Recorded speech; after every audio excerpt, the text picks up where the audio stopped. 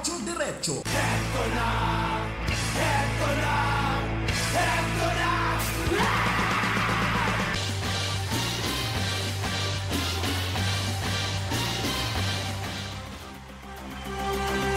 Eto na po.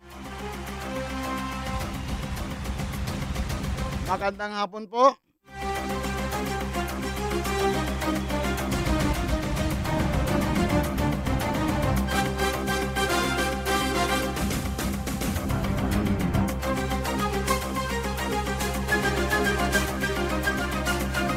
Makulimlim ang panahon.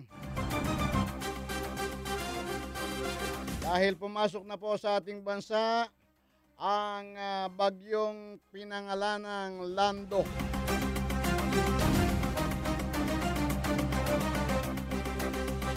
Lando, asawa ni Landa. Asawa ni Yolanda yata ito eh.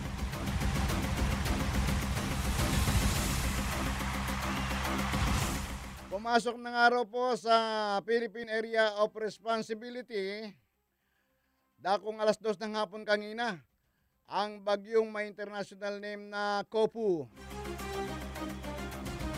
At ang ipinangalan po rito dito sa atin nang pumasok, si Lando. At tukoy po ang sentro ng bagyo sa layong 1,440.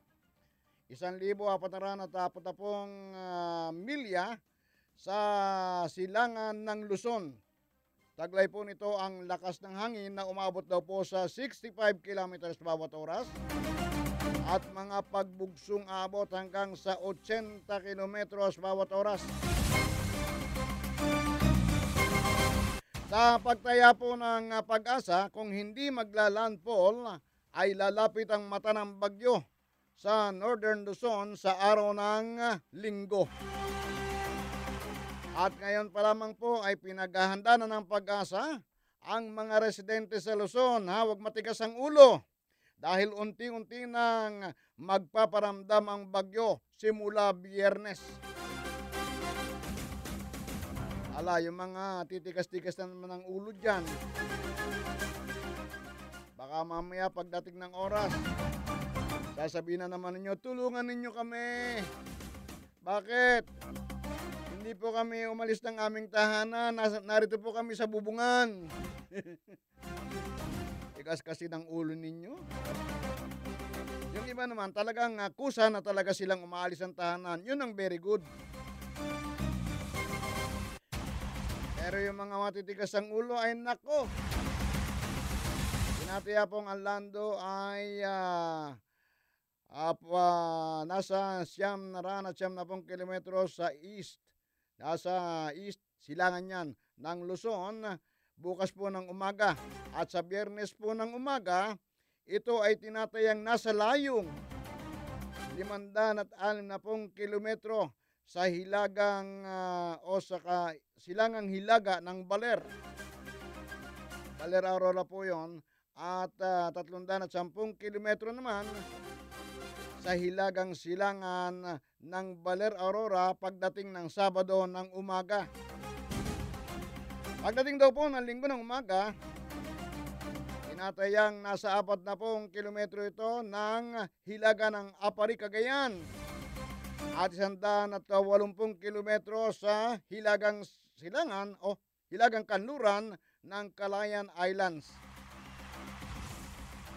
At ito po sa Cagayan. Yan po naman ay sa Lunes na ng umaga. So, ibig sabihin, mabagal po ang paggalaw nito. Ang paggalaw ng bagyong si Lando. At kung mabagal ang paggalaw ng bagyo, delikado po yan kung malakas ang buhos ng ulan. Dahil pagka yan ay nagbabad sa inyong mga lugar at hindi ka agad umalis, para kayong may shower dyan. Alam mo yung shower, yung pa sa paliligo? Pagka napatapat sa inyo at hindi ka agad umalis, magbabaha po ang inyong lugar. Kaya sana pagka naramdaman ninyo na yung inyong municipal disaster management ay nagbabala na sa inyo ng alis na muna kayo dyan, alis na muna. Ligpit muna, ligpit. Huwag na po kayong magpapatumpik-tumpik.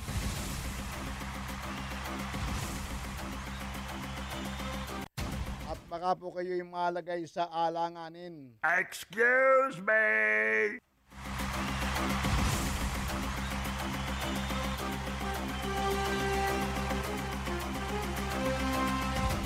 Oras po natin, alas 4:42 ng hapon.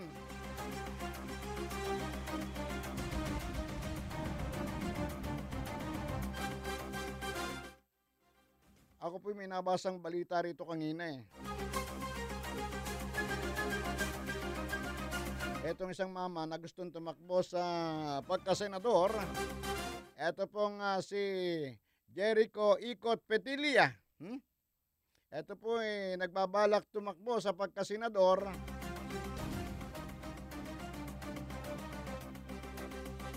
Sa ilalim ng bandila ng LP, Liberal Party. Kabilang po siya doon sa 12 senatorial ticket.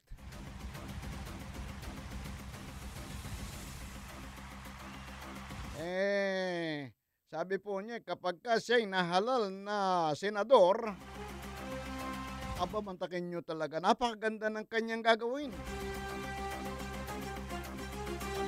Kapag ka nahalal siyang senador ay ibababa niya. Pipilitin niyang maibaba ang presyo ng kuryente sa pamamagitan ng pag-amyenda sa EPIRA Law.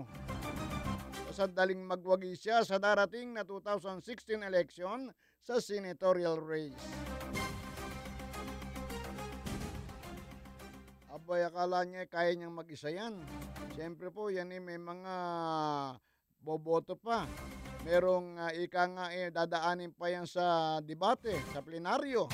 At daanin pa po yan sa botohan ng mga nasa Senado at saka nung nasa lower house. Kaya ito'y parang isa na namang lollipop na ipinakikita sa mga maralita, sa mga mamamayan.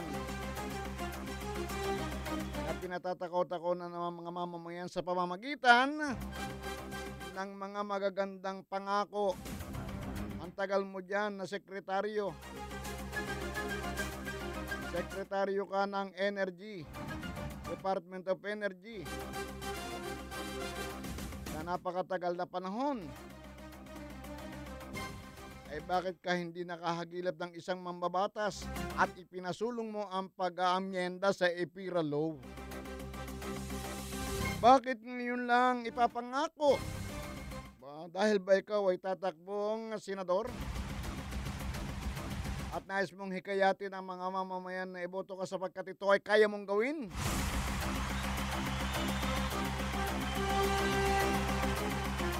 Kaya ba talaga? Will you please shut up? Shut up! Shut up, I tell you, shut up! Shut up! Stop talking!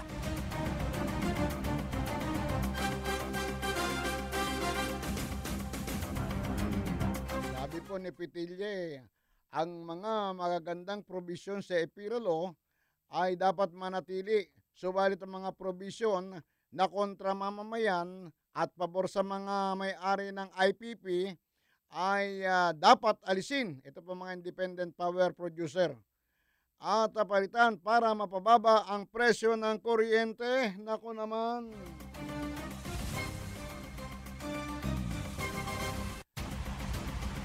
Alam mo pala ito, sana noon pa. Ocho Diretso.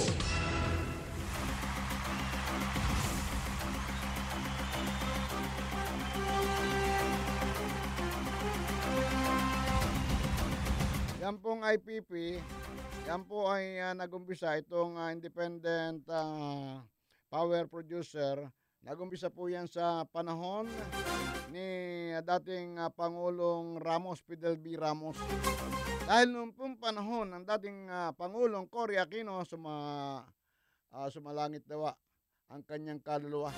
Pero yung kanyang figura, sumalimandang piso nawa. Nasa 500 piso po yun eh. Nag-umpisa nga po ito sa panunungkulan ni Pangulong Fidel Ramos. Dahil po ng panahon ni Pangulong Cory Aquino ay nagpanay-panay ang brownout. Halos maghapon, laging brownout. Kaya kami doon sa Cavite, pagka nag-umpisa ng brownout sa umaga, sigurado namang hanggang hapon yan, takbuhan kami lahat doon sa Tagaytay para magpalamig. Dahil napakainit po talaga ng buhay kapag walang kuryente. Mapapagod at malulumpo na yung kamay mo, mapipilayan ka sa kapapaypay. Ay yung mga bata pa, nag-iiyakan. Kaya po ay para malunasan ang brownout sa panahon ni Pangulong Cory Aquino na sinundan ni Pangulong Fidel V. Ramos, nakaisip po ng ika nga, yung EPIRA Law ay naisip ng mga gifted child, mga taong mga pinagpala ay nakaisip po ng EPIRA Law para daw yung mga magiging power, itong independent power producer, yung pong mga enerhiyang makukuha sa kanila ay maisuporta sa ating mga daloy ng kuryente sakaling mag-bog down o masira o hindi makapag-produce ang ilang planta ng kuryente sa ating bansa. Kaya nung Malampaya, yung hydroelectric plant doon sa aming bayan, yung Kaliraya. Meron pa tayo sa Binga. At kung hindi daw po magiging sapat ang supply ng kuryente, yun nga po, yung ipuproduce na enerhiya ng independent power producer ang sasalo. Pero yun po mahal ang bayad, ha? Dahil para po tayong bumibili sa kanila, independent nga sila. So ibig sabihin, hindi sa gobyerno. Kaya pag sila'y nagbigay ng supply ng kuryente, dagdag daw sa kakulangan natin, siyempre bayad yan at nagiging dahilan naman para tumaas ang presyo ng kuryente o ang singil sa atin ng Meralco o ng kung sino mang distributor. Kaya nga minsan kinakatwiran ng Meralco, hindi po sa amin yan. Totoo naman. Kung magkano ang ibinenta sa kanila, siyempre yun po dadagdagan at ibebenta naman sa atin. Yung magiging singil sa ating kuryente. Ay napakarami raw pong butas ng EPIRA Law. Isa na riyan halimbawa yung naka-standby lang yan at hindi nagbibigay ng dagdag na supply, binabayaran po yan ng ating gobyerno. Nakabantay lang yan, ha? Binabayaran po. Kung binabayaran natin, dapat tuloy-tuloy na lang ang pagbibigay nila ng enerhiya. Sa ganon, lahat ng mga lansangan dito sa atin ay magkaroon ng liwanag ang mga poste. Yung nga lang, ang sabi nga nila, kaya hindi magawa yon kapag ka naman nasira yon at nasira yung ating mga planta, wala ring susuporta. O nga naman, ang masakit lang doon talaga ay tumataas ang presyo at yun po ay binabase natin sa pagbebenta nila. Kaya may tinatawag na WSM market. So kung ito ay kayang pababain at baguhin ni Petilla, ni dating Energy itong Department of Energy Secretary Petilla, ang ilang mga probisyon ng nasabing EPIRA Law na sinasabi niyang hindi maganda, okay din. Tingnan natin kung ano ang aabutin ng kanyang makakaya. Bagaman at nung siyang secretary pa ng Department of Energy, parang wala siyang nagawa tungkol dito. At ngayon ay sinasabi niya at ipinangangalandakan na kung siya ay magiging senador, ay kanyang pabababain. Kaya ang tabayanan po natin na pati ako nabubulol dito. Ako pag nainis nabubulol. Totoo ba ito, Secretary Petilla? Nasanay kasi ako sa katatawag ng Petilla. Sana matupad mo ito, Secretary Petilla.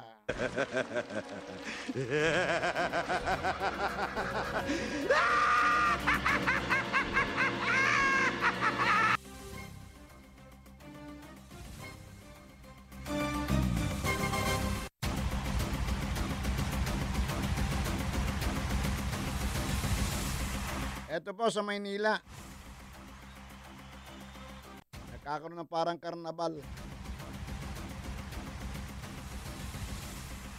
Kahapon po ay naghain ng kanyang kandidatura si dating Manila Mayor Alfredo Lim. Babalik po yung mama sa pagka-alkalde ng Maynila at gusto niyang muling maglingkod at maghain ng kanyang paglilingkod sa Kamaynilaan dahil daw po sa hirap na dinaranas ngayon ng mga Manileño sa kamay ni Manila Mayor Joseph Estrada. Hello.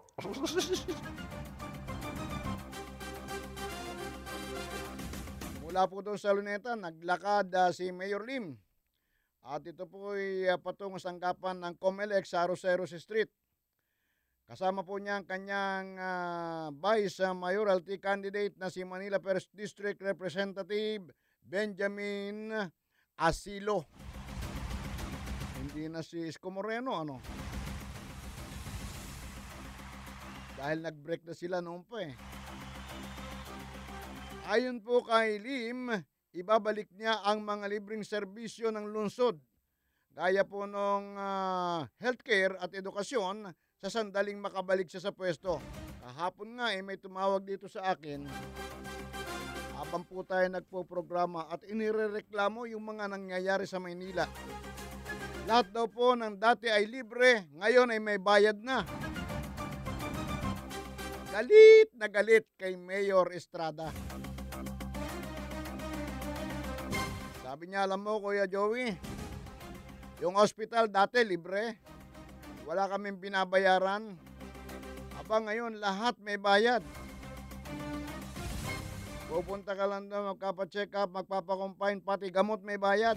Samantalang nung araw, nung panahon ni Mayor Lim, walang bayad. At sabi nga po ni Mayor Lim, nilinaw po niya na hindi totoong bangkarote ang Maynila. Gaya daw po ng ipinangangalandakan ni ERAP. Sabi po ni Lim, nang bumaba siya sa pwesto noong 2013 dahil may iniwan siya umanong 1 bilyon sa kaban ng bayan.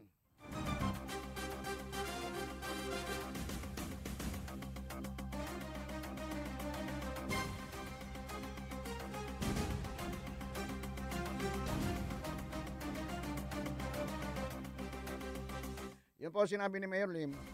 Hindi totoo yung pinapangalandakan na wala kaming laman sa kaban ng bayan na iniwan. 1 bilyon. 1 bilyong piso ang iniwan ko noong ako yung malis sa lungsod. Lagi po sinasabi ni ERAP nang umupo ako, bangkarote ang kaban ng Maynila. At ngayon daw lang po nagkakalaman ng siya ay umupo. Ang sabi naman ni Mayor Lim, 1 bilyong piso ang kanyang iniwan sa kaban ng bayan. Ngayon, kung sabi ng isa wala, at sabi ng isa meron, aba, ay saan napunta yon? Ay sino ang nagsasabi ng totoo at sino ang nagsasabi ng hindi? Doon sa nagsasabi ng hindi totoo,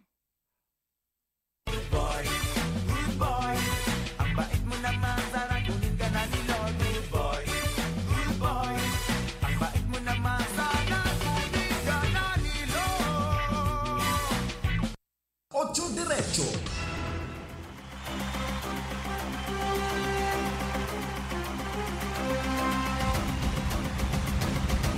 Bueno, oras po natin, alas 4:56.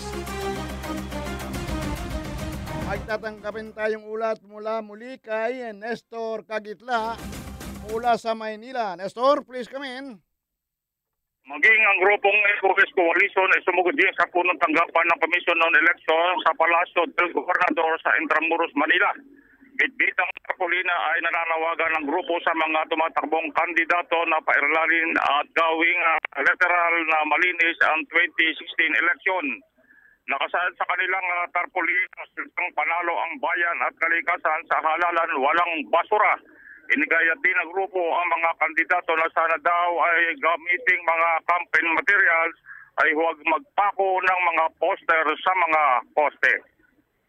Mula pa rin dito sa Comelec, ako si Nestor Cagitlan, nag-uulat para sa DZRJ. Ocho Diretso. Okay, maraming salamat, Nestor Cagitla. Siya po yung partner natin sa labas. Siya po yung nag-iikot-ikot dyan at nangangalap ng mga ulat na ipaparinig sa inyo. Ang sa ganon, hindi tayo nahuhuli sa mga balitang nagaganap sa kapaligiran. Tuloy pa rin po tayo sa ating palatuntunang 8 Diretso. Ocho Diretso. Ako pa rin po ang inyong kasama, Joey Falcon. Dahil yung aking mga kasamang sina Percy Lapid ay tila marami pang inaasikaso sa labas.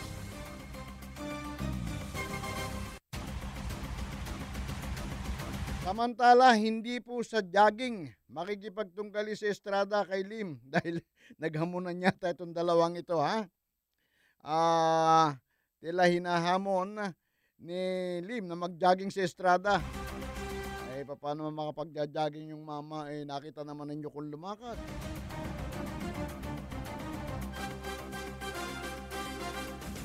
Sana sinabi ni Mayor Lim, walang personalan, trabaho lang.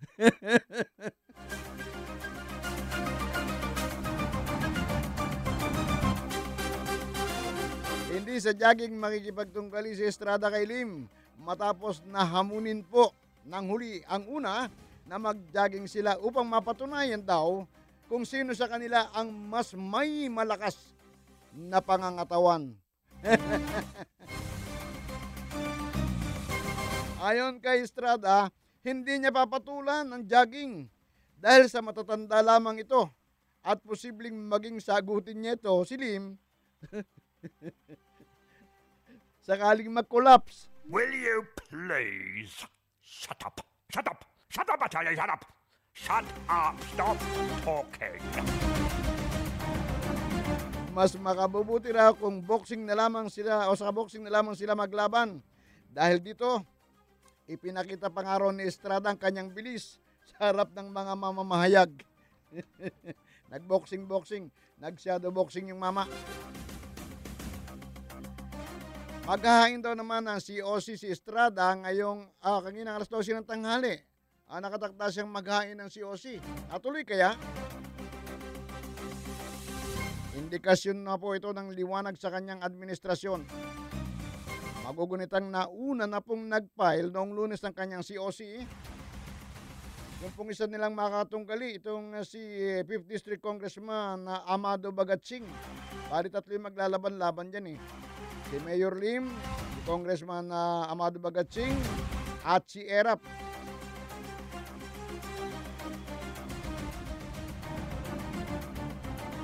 Sabi ng iba, ng si Lim, nalubog sa utang. Nang si Estrada naman, nabaon sa hirap. Aba naman. Pero yung kay Mayor Lim, na-justify niya dahil nag-iwan siya ng bilyon sa kaban ng Maynila. Ay ito po si Erap, marami nagre-reklamo bakit daw nagkaroon ng bayad yung mga pagamutan nga na dati ay libre. Pagkatapos yung underpass, ginawang mall na pagkatuntong ng alas 9, wala na pong makadaang mamamayan dyan. Ayan po yung ginawa para ika nga maging daanan ng tao patungo daw sa simbahan ng Quiapo at galing sa simbahan ng Quiapo patungo sa Gawirito nang sa ganun na hindi sila maging peligro sa pagtawid-tawid dahil marami pong mga sakyan ang humahagibis dyan. Pero ngayon po, ginawa na pong mall, kaya wala nang makapasok dyan pagka alas 9 ng gabi, sinasarado na po ang mga pintuan. Ocho Diretso. Kaya magbabalik po tayo pagkalipas lamang ng ilang paalala at pagbabalita mula sa BOA. Matatapang na pamamahayag ng katotohanan kasama sina Joey Falcon, Jerry Yap at Percy Lapid dito lamang sa Ocho Diretso. This is VOA News. brought to you live from VOA through DZRJ in Manila. U.S. Secretary of State John Kerry says he will travel to Israel and the Palestinian territories due to the escalation of violence there. The White House says Iran likely breached United Nations rules when it tested a long-range ballistic missile last weekend. White House spokesman Josh Earnest said there were strong indications that Tehran did violate UN Security Council resolutions that pertain to Iran's ballistic missile activities. But the White House spokesman added that those violations are completely separate from the historic nuclear deal reached between Iran and world powers. Iraqi forces have been slowly preparing for months to retake the provincial capital of Ramadi from Islamic State militants, and as VOA Pentagon correspondent Carla Babb reports, the U.S. says the time is now for Iraqi forces to make that final push into the city. Iraqi security forces squeezed tighter around Anbar's provincial capital Ramadi, advancing 15 kilometers in the last week.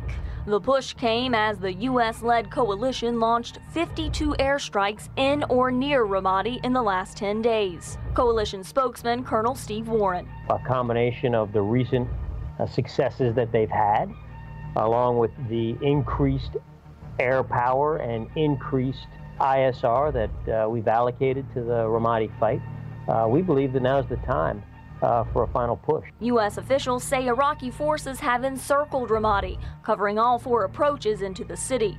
Carla Babb, The Pentagon. That's the latest world news from VOA. You've been listening to VOA News, brought to you live from VOA through DZRJ in Manila.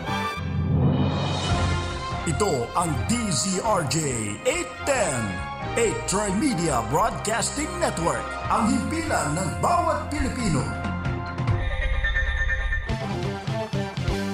Joey Falcon, Jerry Yap at Percy Lapid pinagsamang puwersa para labanan ng mga mapang-abuso sa ating lipunan. Dito lamang sa 8 Diretso. 8 Diretso. Eto na! Eto na! Eto na!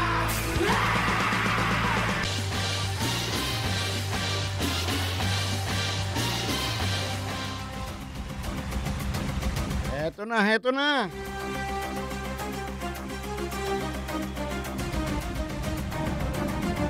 Oras po natin, alas 5:04. Matawagan natin yung Pag-asa, Mr. Jim. Sa ganon, malaman natin kung ano na ang kalagayan ng panahon. At saka yung bagyong si Lando na pumasok na sa ating area of responsibility. Si Department of National Defense Secretary Volker Gasmin kakasuhan daw po ng plunder.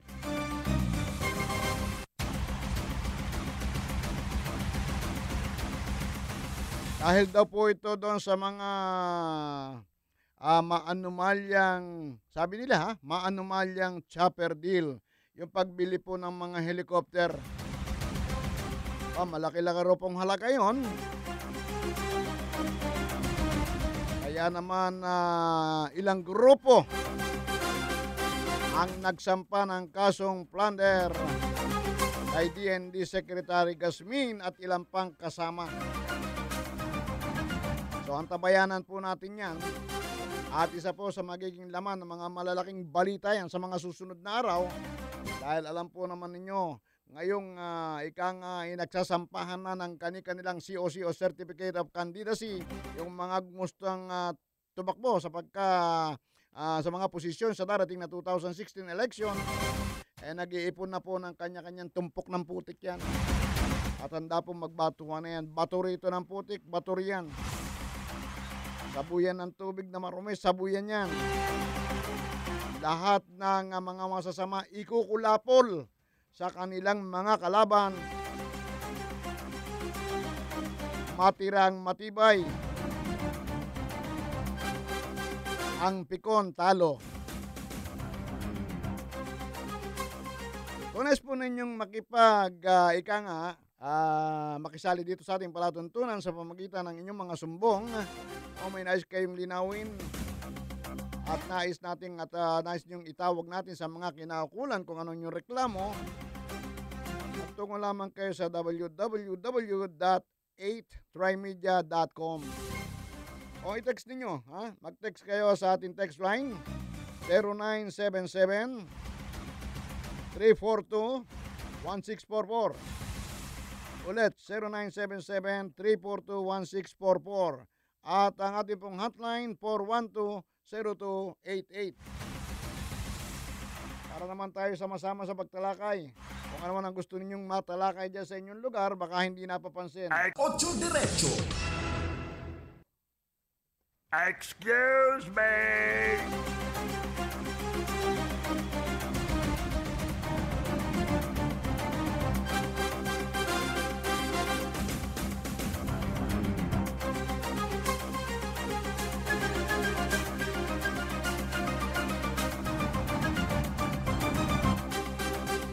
Bueno, para po malaman natin yung kalagayan ng ating panahon ngayong hapon, nakulimlim na. At saka kung nasaan na itong si Lando, na kaninang alas 2 ng hapon ay pumasok na sa ating area of responsibility. Nasa linya po mula sa Pag-asa ang ating kasamang si Manny Mendoza. Manny? Hello. Magandang hapon sa iyo, Manny. Magandang hapon po, sir. At si Joey Falcon ulit ito. Listeners ng DCRJ. Oo, si Joey Falcon ulit ito. At pag-usapan natin si Lando. Ano na ba ang sitwasyon ni Lando? Opo. Kanina pong alas 4 ng hapon, ang bagyong si Lando, tropical storm po ito. Tropical storm na? Opo. Okay. Layo po niya ay 1,410 kilometers sa silangan ng Baler, Aurora. Taglay po niya ang lakas ng hangin na 65 kph near center, gustiness 80 kph. Pinasa ang kikilos ng pakanluran sa bilis na 22 kilometers per hour. At siyempre po, 24-hour forecast, 895 kilometers east of Kasiguran, Aurora.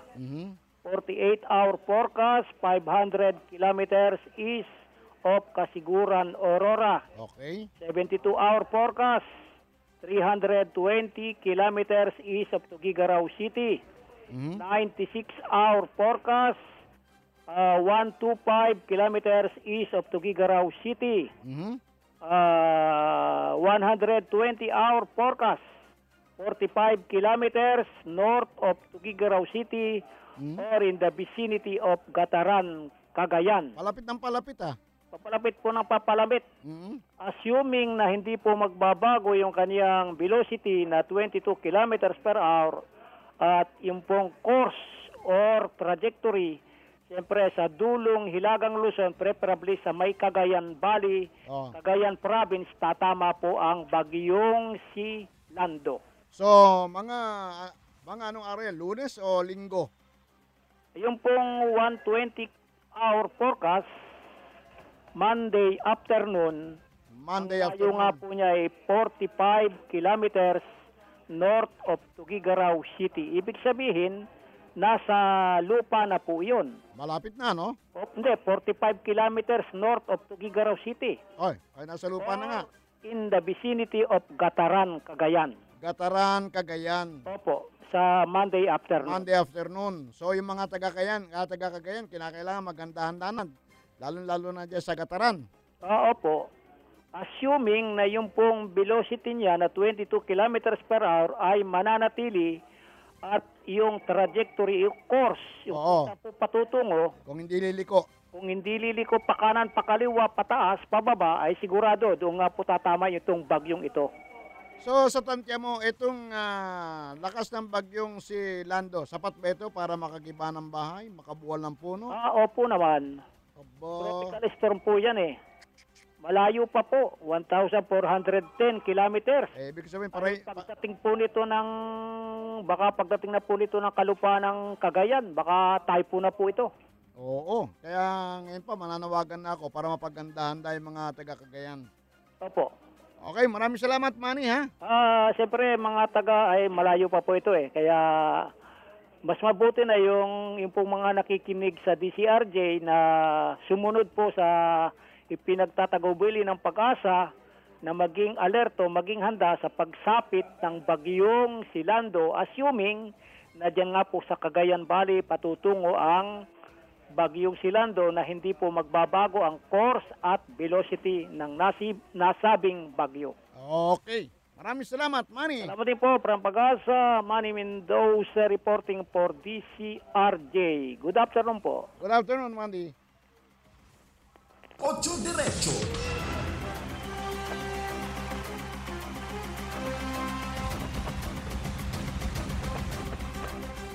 So, si Manny Mendoza po yun, mula po sa Pag-asa.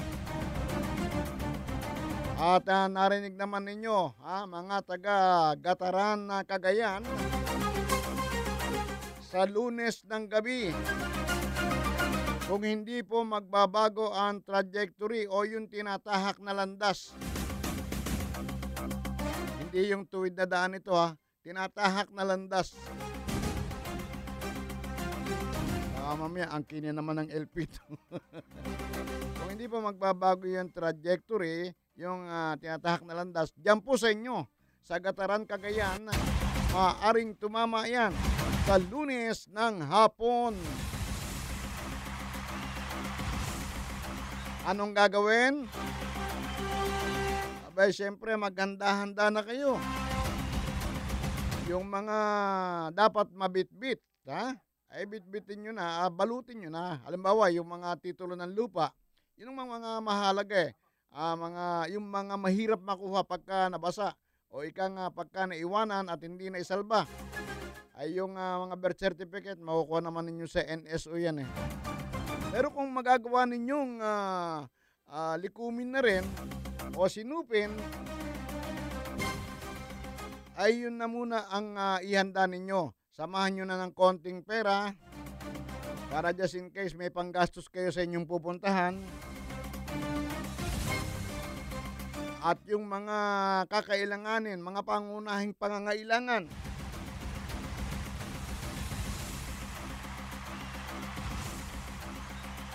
Ihanda nyo na para pagdating ng Lunes ng gabi, kaya lumakas yan o hindi.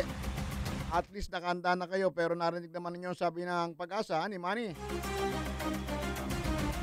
Sabi ni Manny Mendoza, posibleng tropical storm, posibleng lumakas pa, maging typhoon.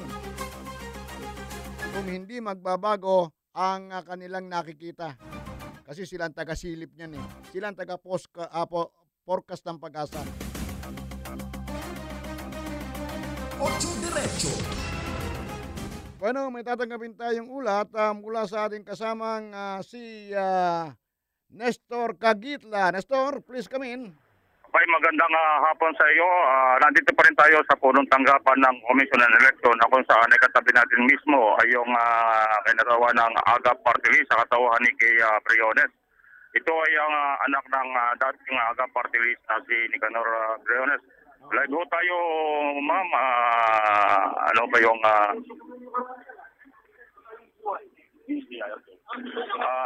live ho tayo sa DCRJ. Bilang kayo yung AGA Party List, ano ba yung hatag ng muling programa? Magandang hapon po sa lahat ng nakikinig sa inyong programa. Ako po si Board Member Kay Briones ng Lalawigan ng Batangas. Ngayon po ay kumakandidato bilang second nominee ng AGA Party List at ipagpapatuloy po natin ang simulan ng AGA Party List. Ipaglalaban po ang karapatan ng ating mga magsasaka, ang hanap buhay ng mga magsasaka. Patuloy po natin lalabanan ang over-importation ng agricultural products at mga smuggling po. At talaga pong nilalabanan ng aking ama na currently ay ang ating congressman ng AGA Party List, Congressman Nicky Aga Briones. May mga pahabol katanungan ka ba kay Briones, yung second nominee ng AGA Party List? So, yun ang itatanong ko lang kay Ma'am Briones, ano po ang nakikita nilang pinakamalubhang problema na maaaring kinakaharap ng mga magsasaka na kayo ninyong isalba? Sa ngayon po, bilang pinakabatang miyembro, bilang pinakabatang nominee ng AGA Party List, ang nakikita ko pong isa sa ating nanganganib na problema ng mga magsasaka ang mga magsasaka po ngayon, ang average age po ay 55 years old and above. Ibig sabihin po, wala na po mga kabataang nagkakaroon ng interes sa sektor ng agrikultura. Bilang isang kabataan at bilang isang advocate po ng agriculture, tututukan po natin, gagawa po tayo ng mga pag-aaral at pagbabalangkas ng mga batas para po maengganyo ang ating mga kabataan mag-engage into sa agricultural po natin. Marami po naman ang nag-aaral sa Los Baños. Bakit kumukonti yung ating mga magsasaka? Ito ba'y sa dahilang ayaw ng hawakan ng mga kabataan ngayon, yung lupang dating hinahawakan ng kanilang ama, ayaw na nilang magputik ng paa, nagaya ng ginagawa ng kanilang tatay noon? Marahil po ay ganun ang nangyayari. At dahil nga po sa mga talamak na smuggling and over-importation ng agricultural products, namamatay po ang hanap buhay ng mga magsasaka. Kaya po nakikita ng kanilang mga anak na siguro ay hindi profitable ito hawakan ng pagpatuloy ang negosyo ng kanilang mga magulang. Kaya po ito po ang isa sa gagawin po natin, pag-aaralan po natin kung paano po may engganyo ating mga kabataan mag-engage dito po sa ating agrikultura para po mapagpatuloy natin ang food production para po sa sapat na pagkain ng ating bansa. Ano pong plano ng inyong grupo o yung mga gagawing panangga dito sa kakaharapin nating napakahabang El Nino na magiging salot sa pagsasaka? Ano po daw? Yung magiging paghahanda. Ay paghahanda ninyo para malabanan itong napakahabang El Nino darating na magiging salot sigurado sa mga magsasaka. Sigurado po yan, magkakaroon po ng pag-meeting ang bawat sektor kung paano po makakapagtulungan para po malabanan at malampasan po mga habang. Bueno, yun po lamang. Maraming salamat po, Ma'am Briones. Nestor? Okay, yan ang bahagi ng ating pakikipagpalayan dito sa second nominee ng party list kay Briones. Mula pa rin dito sa COMELEC, ako si Nestor Cagitla para sa nag-uulat para sa DZRJ. Maraming salamat, Nestor Cagitla. Ocho Diretso.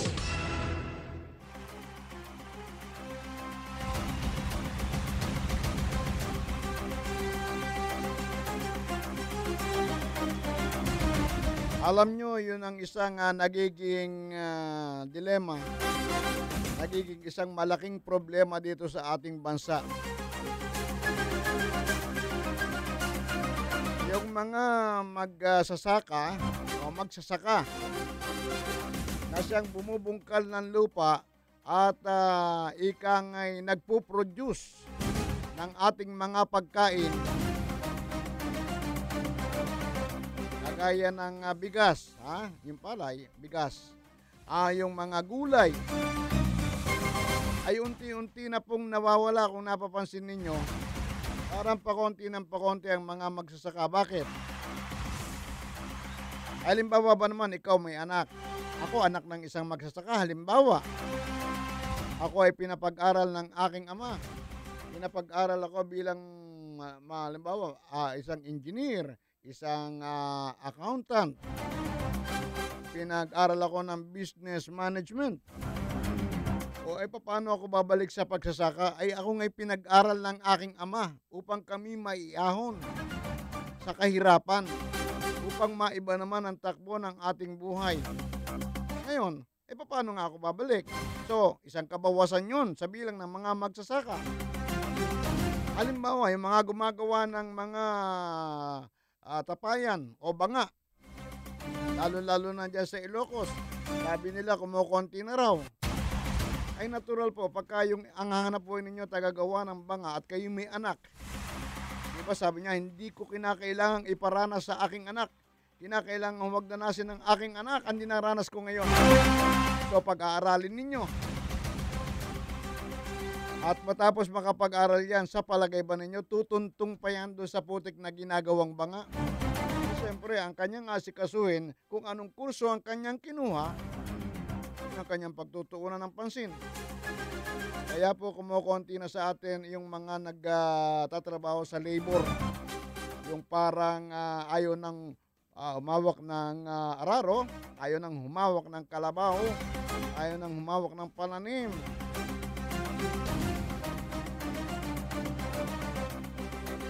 Kaya yan po ang dapat pagtuunan ng ating pamahalaan. Kung kinakailangan ng modern farming, hindi modern farming na. Kung ang lahat ng ginagamit ay makinarya.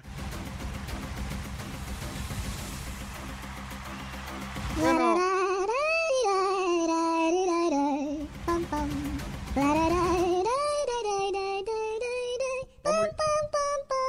Tamo yun, nasundot lang ng papel.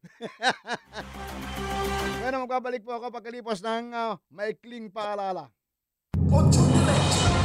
Ito ang DZRJ 810, 8 Tri-Media Broadcasting Network, ang himpilan ng bawat Pilipino.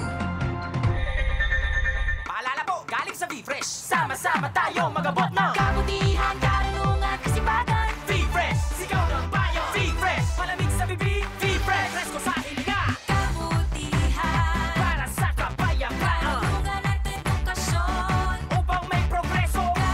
Kasipagan, upang umasenso. V-Fresh, sigaw ng bayan. V-Fresh, malamig sa bibig. V-Fresh, presko sa hininga. V-Fresh, sigaw ng bayan. V-Fresh. Masayang pag-usapan ng pag-asenso ng bayan lalo na't may nginunguya tayong V-Fresh. Kahit mainit ang usapan, palamig pa rin ang bibig. Presko ang palitan ng mga ideya at kaisipan. Makipagtalakayan, mag-V-Fresh!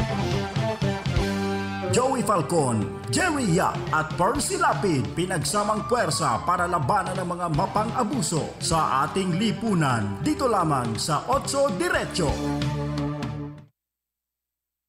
Otso Diretso.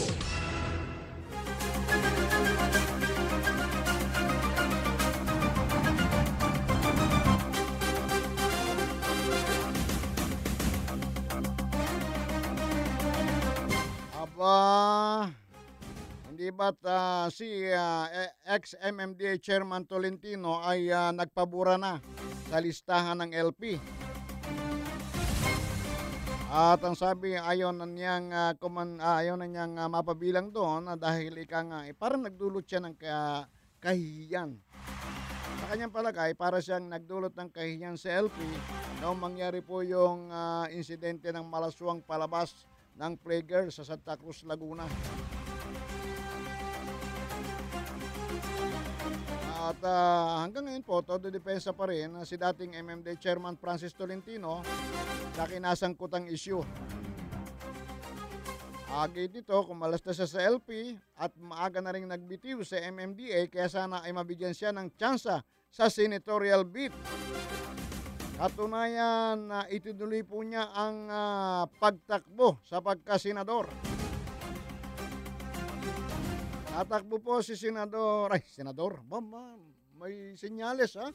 Natawag ko agad ng senador ha. May senyales.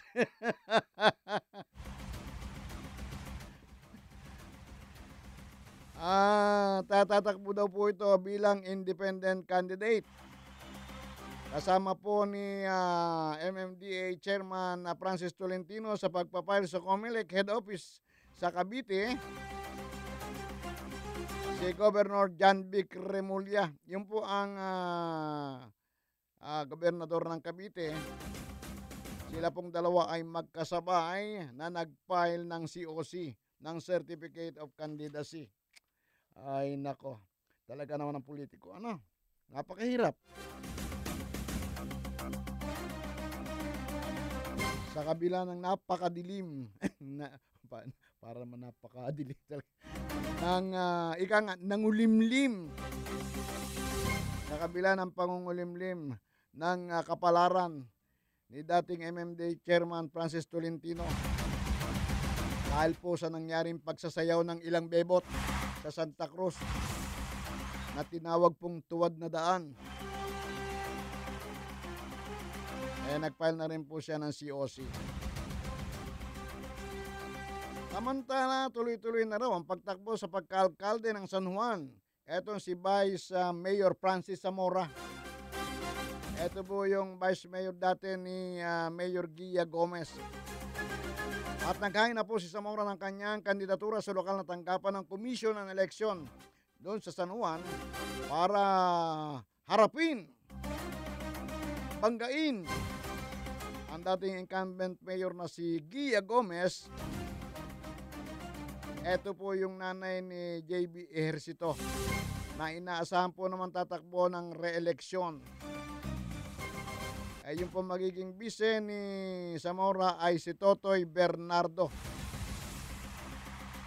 Sa Pasay City po naman, formal nang nagain din ng Certificate of Candidacy ang Liberal Party na pinangunguna ng kasalukuyang alkalde na si Antonino Calixto. Si Tony, kasama ang kanyang mga konsihal.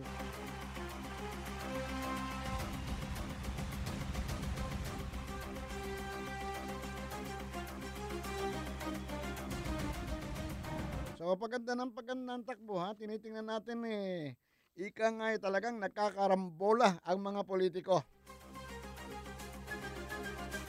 Yung dating na kay ganito, umalis, kumalaban.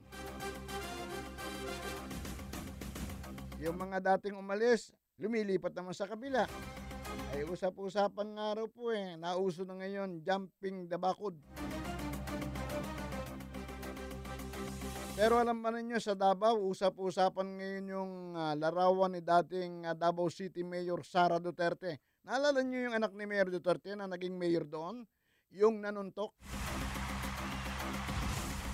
Ayan po yung usap-usapan na niya na naman siya sa social media na tila hinihimok ang kanyang ama na si incumbent Davao City Mayor Rudy Duterte na tumakbo bilang Pangulo sa bansa sa 2016 presidential election.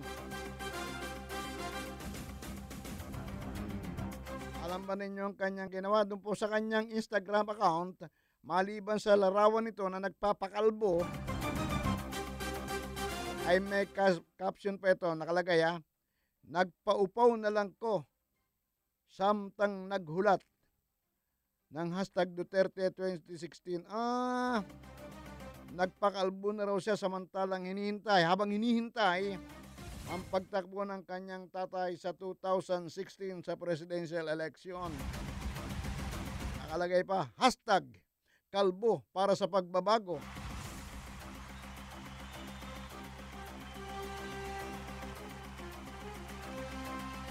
Dahil dito, bumuhos naman ang suporta sa mga hirit ni Sara para sa kanyang ama na tumakbo bilang Pangulo sa darating na halalan. Alam nyo, ilang beses na ngang inihayag ni Duterte na wala itong balak na tumakbo bilang Pangulo ng bansa. Pero ang dami nang nang-uurot, ang dami nang nagbubuyo, ang dami nang nagbubugaw. Kaya nga sabi ni Mayor Duterte, thanks, but no thanks. Sa isinagawang press conference po ng alkalde noong Lunes, muling humingi ng paumanhin itong si Mayor Rodrigo Duterte. Humingi ng paumanhin ng alkalde sa mga gumastos po ng malaki at nagbigay ng kanilang suporta sa kanya. At hindi umano ambisyon ng opisyal na maging presidente. Ito po ay taliwas sa panawagan ng ilan. Hindi raw po umano siyang sagot sa problema na kinakaharap ngayon ng Pilipinas. At ayon po kay Duterte, binigyan linaw niya na tanging ang pagpapalaganap ng federalismo ang kanyang pakay sa paglilibot sa bansa. Federal. At hindi ang pagpapakilala ng kanyang sarili para po doon sa eleksyon. Yun naman pala Tigilan na ng mga bugaw. Excuse me!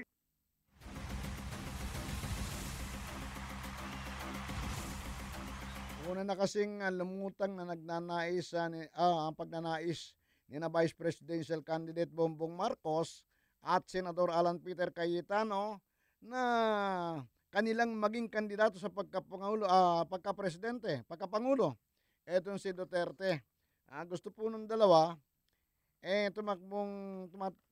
tumakbong bise sa ilalim ng bandila ni Duterte. Kaya po parehong nakaabang yan problema yung mama talagang ayaw.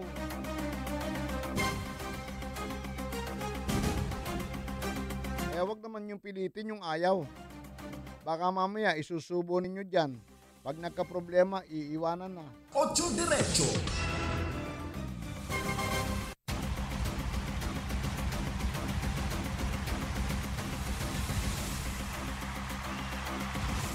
Ito.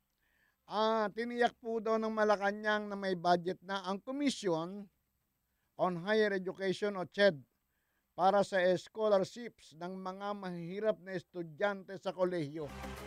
O, kita nyo? Basta election, maraming lumalabas eh. Lumalabas dyan yung mga budget sa scholarship. Makita nyo, maraming karsada riyan ang gaganda. Maraming mga iskinita dyan ang may papasimento. Baka pati mga palayan, ipasimento na eh. Yan po'y tuwing eleksyon, ganyan. At ito po'y pinahayag mismo ni Communication Secretary Sunny Coloma. Kasunod po nagpag-anunsyo ng Department of Budget and Management o DBM na hanggang sa mga mahihirap na high school student pa lamang ipapaabot ang pondo ng 4Ps sa susunod na taon. Sabi ko na, basta eleksyon, ang puhunan nila yung mga mahihirap. Itataas ko ang kalidad ng edukasyon. Gagawin kong scholar ang mga mahihirap, anak ng mga maralita na mga matatalinong bata. Lalagyan ko ng pagkain ng inyong mga hapagkainan.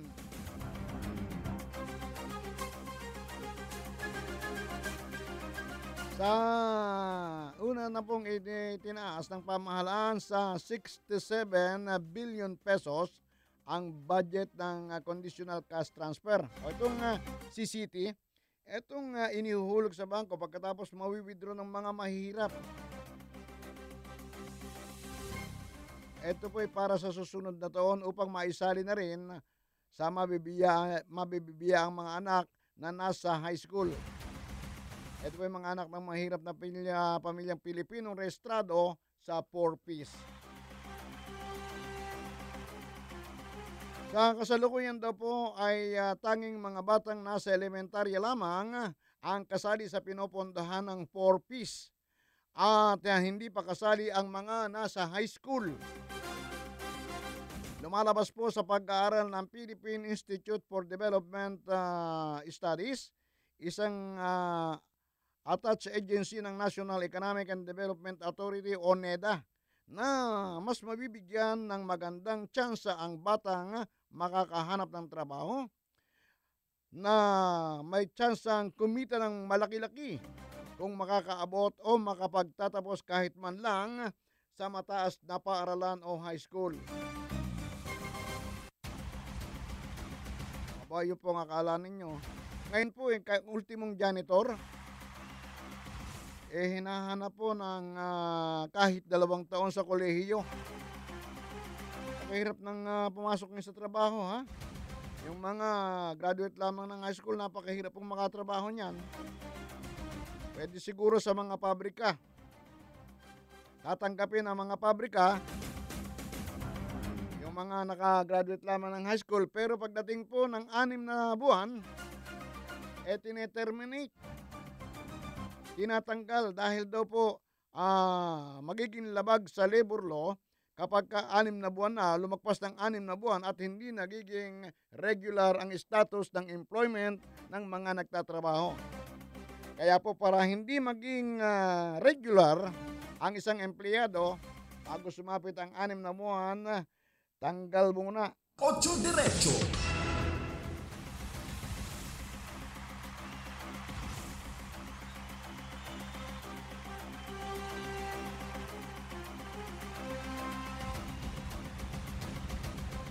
Alam ba ninyo sa Cebu, meron silang tinatawag na Country's First Bus Rapid Transit, BRT. Yung kauna-unahang bus nila, BRT system. At ito po ay gagawin sa Cebu at makakakuha ito ng o 1.3, 1.3 billion pesos na pondo sa susunod na taon. Ito po'y sinabi ni Representative Gerald Anthony Gillias Jr. Si Gillias po na nagsabing ang BRT funding ay kasama po sa budget ng Department of Transportation and Communication para sa motor vehicle traffic decongestion, yung pagpapaluwag ng traffic sa mga lansangan. At sa pamamagitan daw po nitong BRT, na-tested na po ito sa South Korea at Guangzhou sa China. Abay, maganda raw po. Maganda raw po ang takbo nito at ito ang sinasabi nilang makapagpapaluwag sa daloy ng trapiko, lalo na sa Cebu na ngayon ay unti-unti na rin nagsisikip ang daloy ng trapiko. Sige. Basta lahat ng makakaganda sa atin. At basta't may pondo. Kasa lang ng kasa.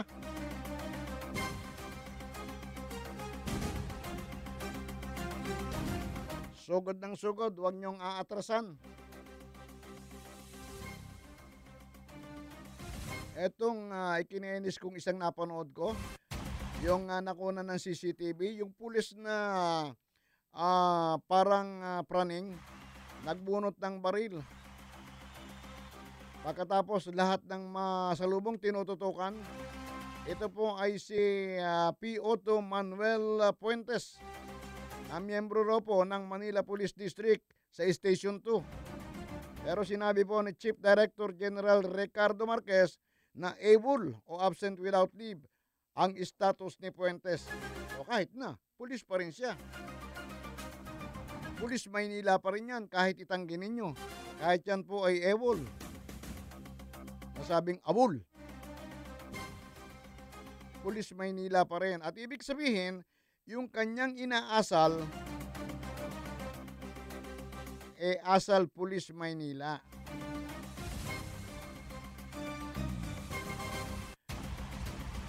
Sabi pa ni Chief Director General Ricardo Marquez, isinasailalim na raw po sa proseso ng summary dismissal proceeding si Puentes kaugnay ng iba't ibang kasong kinasasangkutan nito. Lumilitaw naman daw po na sangkot sa patong-patong na kasong kriminal si Puentes. Etong pulis na nanunutok ng baril.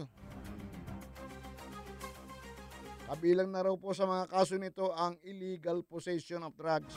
Mantakin yung pulis yan. Natutong mag-addict. Bakit? Tapos ngayon itatakwil na lang, alibughang anak. Nabatid po na noong Oktubre 9, mga bandang alas 12 ng tanghali, ay nasangkot sa panunutok ng baril po itong pulis na ito sa isang tambay. Ang natutukan po ay si Oscar Milencio. Dahil daw po tumanggi si Milencio na ihanap ng Cebu itong pulis, ang ginawa ng pulis, abay bumunot ng baril at tinutukan. Maging yung maawat na barangay tanod, pinagbalingan takutin ni Puentes. Pero malakas po ang loob ng tanod, sabi po kay Puentes, sige, bumanat ka. Ayan, nakukunan ka ng CCTV. Kaya itong pulis na ito, samantala, tinutugis naman, pero dapat mahuli ito. Sapagkat baka ito'y makasakit pa o makapatay pa. Pulis na adik. Boy, good boy, ang bait mo naman, sana kunin ka na ni Lord. Good boy, good boy, ang bait mo naman, sana kunin ka na ni Lord. Ocho Diretso.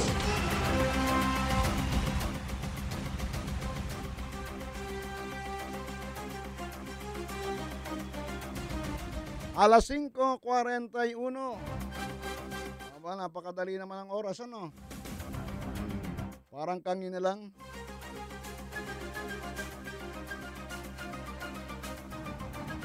Parang kanina lang, lalaroy-laroy pa ako. Ay, naka-alerto po ngayon, red alert. Sa Zamboanga, Sibugay dahil po sa sunod-sunod na mga pangyayaring naganap doon. Pinaniniwalang isinailalim na sa red alert po ito sa Zamboanga, Sibugay dahil po nag-deploy na ng karagdagang pwersa ang elite unit ng pulisya dahil po sa pagkakaambos kay Mayor Climaco o Rodney Climaco kung saan 6 pa ang nasugatan kabilang ang vice alkalde at mga security escorts ng opisyal sa bayan ng Tungawan noong Lunes ng hapon. Nais di umano nilang masiguro ang peace and order sa bayan ng Tungawan matapos na mabahiran ng dugo ang pagsusumite ng Certificate of Candidacy. Kaya po iniutos ang deployment ng karagdagang elite units ng PNP. Iniutos po ito ni Chief Director General Marquez.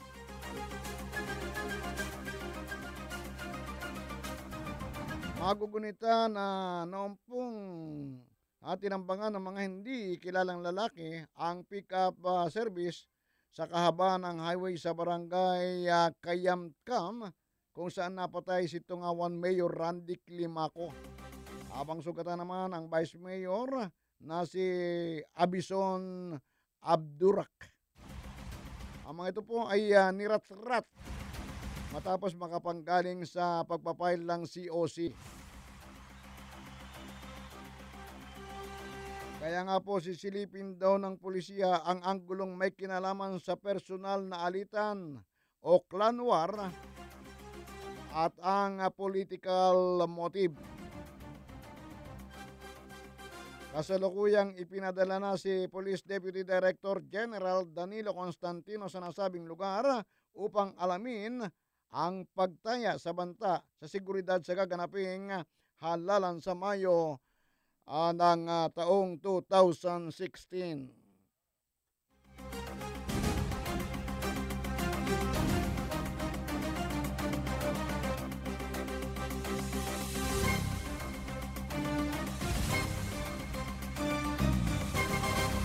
Samantala dito sa Zamboanga, Sibugay pa rin.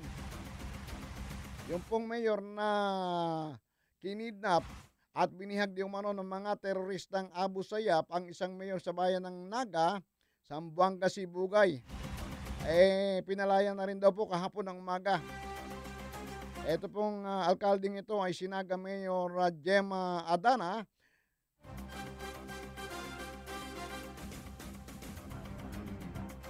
At sinasabing inihatid na sa bahay ni Sulu Governor Abdusakor Toto Tan Jr. Kasalukuyan namang napilitan ng mga kidnapper na palayain si Mayor Adana dahil sa matinding military pressure laban sa mga bandido kung saan inaalam kung may kapalit na ransom ang pagpapalaya. Sa ilalim po sa stress debriefing at medical check-up si Adana kung saan dadalhin siya sa Zamboanga City para makapagpahinga. Si Adana po ay kinidnap ng mga armadong kalalakihan sa bahay nito sa barangay Taytay, Manubo, doon po sa bayan ng Naga kung saan siya alkalde sa Zamboanga, Sibugay. Ito po ay dinukot noong Abril 6 at itinago daw po sa Sulu.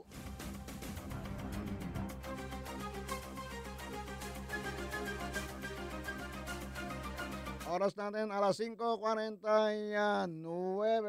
8 Diretso.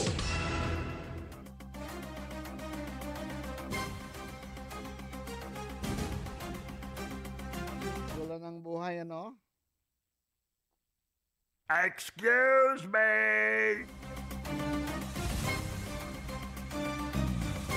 Madilim na sa labas. Yun daw pong apat na lane doon sa Quezon City Circle, yung elliptical, ba? Isasara daw po. So kung may sasara yung apat na lane sa elliptical, ilan na lang matitira? 2.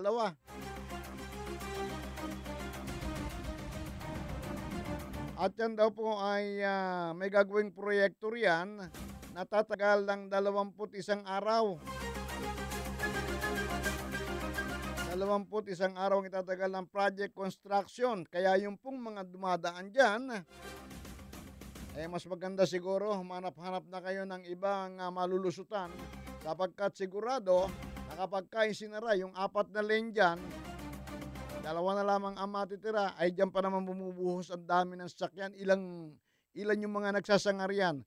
Visayas Avenue, Luzon Avenue, East Avenue, Kalayaan Avenue, meron pang Commonwealth Avenue.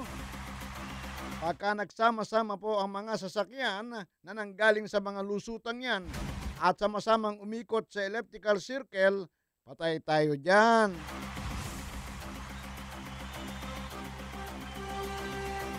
Yan na po tayo magkakaroon ng pagsikip ng daloy ng trapiko.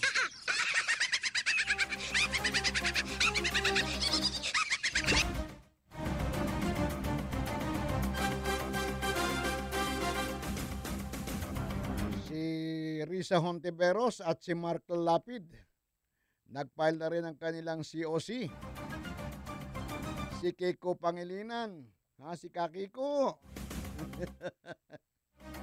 Yung may gawa ng Kiko Bill.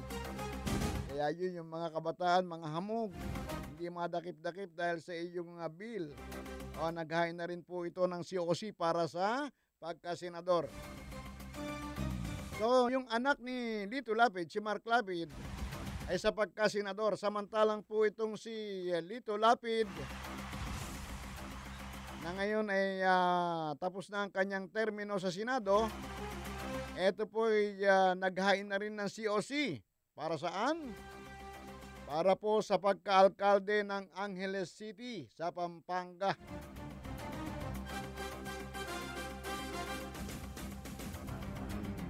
So matapos ang kanyang pagiging senador, ay sa pagka-alkalde naman ng Angeles City ang baksak nitong si Lito Lapid.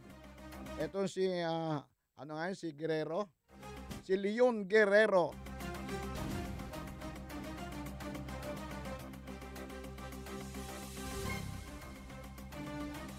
Sino nga kaya magiging running mate ni Miriam, ano?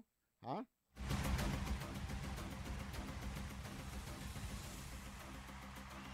Si Bongbong Marcos kaya? Dahil itong si Cayetano Trillanes, hindi na raw eh. So, sino nga kaya magiging running mate ni Fighting Madam? Ha? Marami tayong coach na makukuha dyan.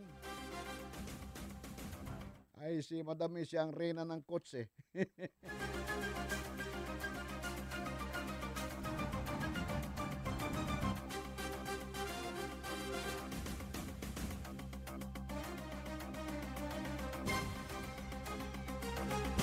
Si Manny Pacquiao po ay hindi pa rin malaman kung saan partido siya sasama. Pero ngayon po, out of town pa siya, sa ibang bansa po. Dahil tatanggap siya ng award tungkol sa Asia Game Change. At habang tumatanggap po siya roon, panay ang English ng mama eh.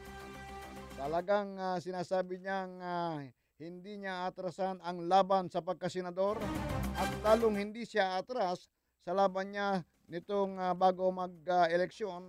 Isang laban pa raw ang kanyang gagawin bago siya tuluyang magretiro. Totoo na kaya yun? Kasi kumisan kapag ka nagsabi itong magretiro, minsan aatras eh. Sabi nga ni Chavit Singson ng Ilocos, marami pang pera ang kikitain ni Manny sa boxing. At kung ito raw po ay titigil, sayang. Ang nanghihinayang po si Chavit Singson.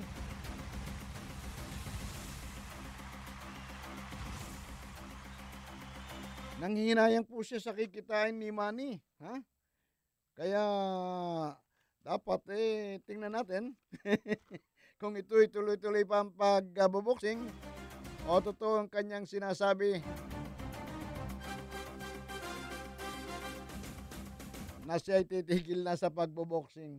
Ocho Diretso. Pero dapat kung alin na lamang ang kanyang piliing sa karera niya. Pwede niyang piliin, pagboboxing na lang. Pero may edad na rin si Manny. Kaya ika nga, kung pagboboxing ang kanyang pipiliin, malamang na ilang laban na lang ang kanyang haharapin pagkatapos talagang titigil ng mama. Napakahirap po ng kanyang kalagayan dahil kung ang harapin naman niya ay politika, hanggang saan ang kanyang itatagal. Hindi po naman talaga siya politiko, yung trapo. Kaya hindi niya alam ang labanan sa loob ng politika. Sa ring, sa boxing, alam niya kung saan atras, alam niya kung ilang kanto lang ang ring. Pero yung pong laban sa politika, hindi niya alam kung saan manggagaling yung bato na ibabato sa kanya.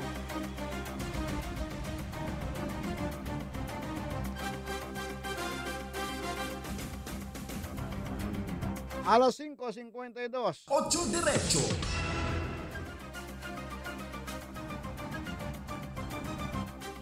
Sabi po ng LP, hindi raw po panakibutas yung dalawang naka-line up sa kanila.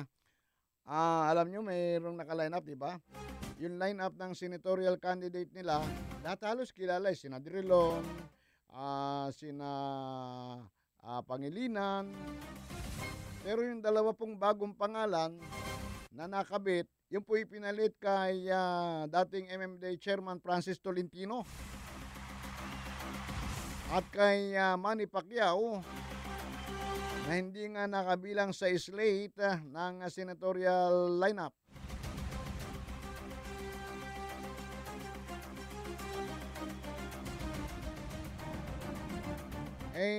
Sabi po ng LP, dahil marami daw po ang nagtatanong, yung mga dalawang yun, hindi naman namin kilala, na may panakibutas na lamang, pampalit doon sa binakanting posisyon na Francis Tolentino at sa binakanting doon sa posisyon na sana kay Manny Pacquiao, pero hindi napabigay.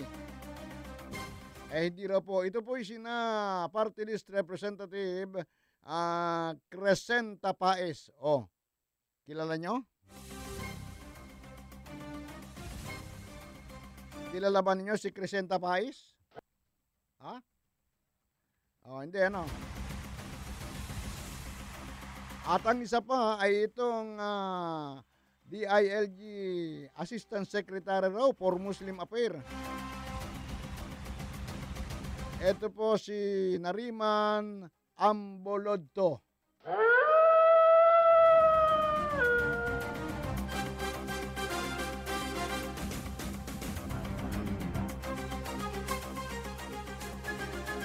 So, hindi rin kilala. Talagang mahirap, Kasi hindi natin kilala yung mga tatakbo. Paano ka boboto, sabihin mo, sino yan? Sino ba yan?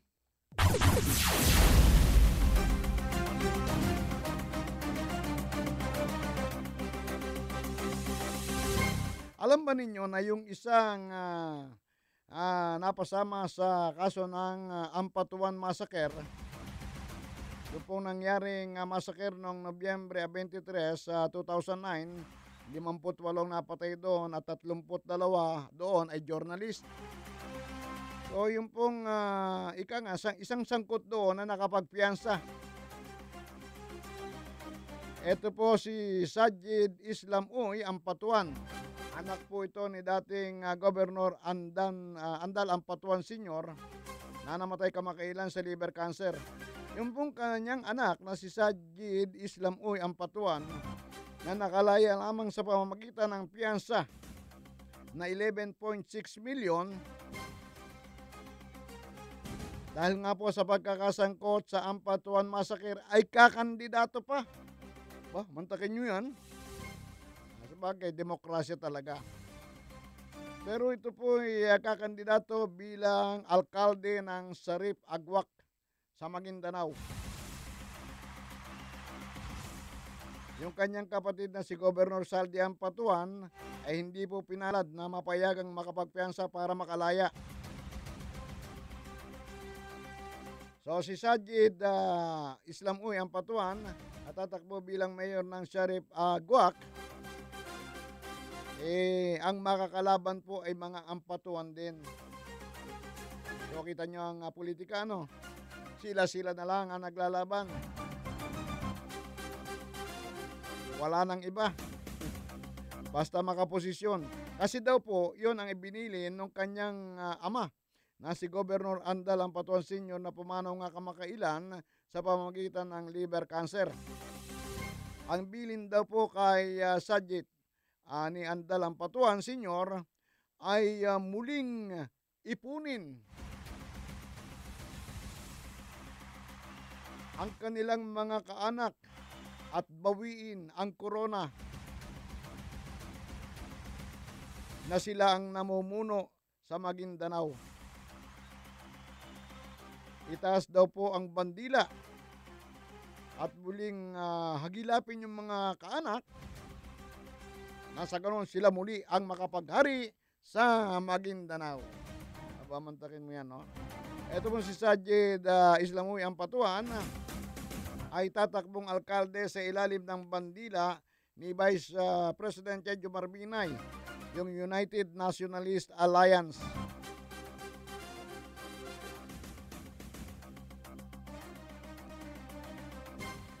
So talagang ganyan ang demokrasya dito sa Pilipinas. Nasa loob ka nga ng kulungan, nakapagpapile ka ng COC. Natatandaan nyo na ilang nakakulong ang muling nakatakbo sa halalan at mga nanalo pa. Nandiyan po si Halusos, nandiyan po si Trillanes,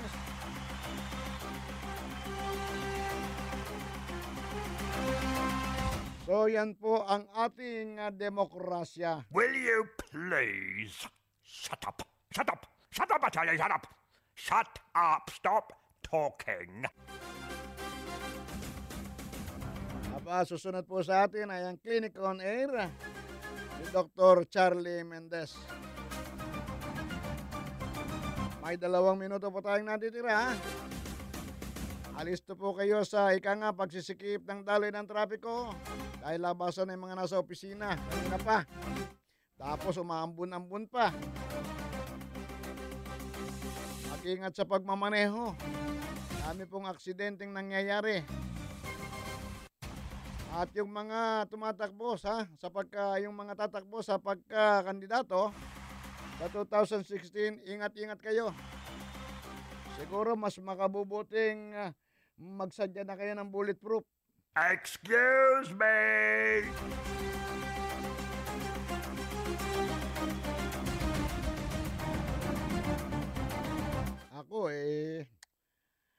Ako wala akong balak tumakbo. Sa panran na lang ako.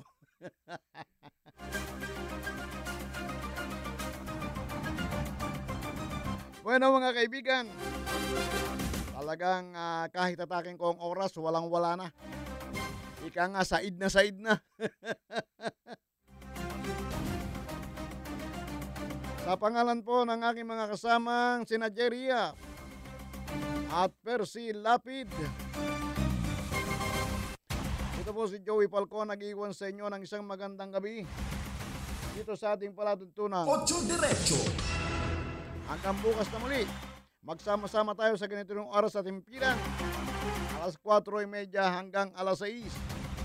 Maraming salamat sa inyong makikinig. Bye-bye.